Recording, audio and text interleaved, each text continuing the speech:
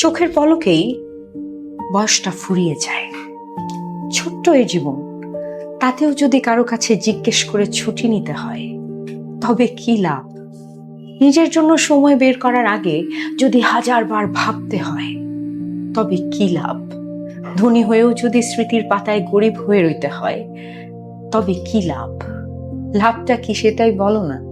অন্য কারো মাধ্যমে যদি আমরা কন্ট্রোল হতে থাকি, তবে এমন জীবনের উদ্দেশ্য কি সেটাই বলো না। যারা মন খুলে হাসতে পারলো না, সেই বন্ধুদের থেকে কি লাভ?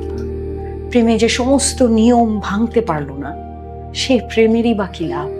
সেই সম্পদেরই বা কি লাভ যা আপনজনদের কোনো কাজেই আসলো না? সেই স্বপ্নগুলোর কি লাভ যা আমাদের জাগিয়ে তুলতেই পারলো না?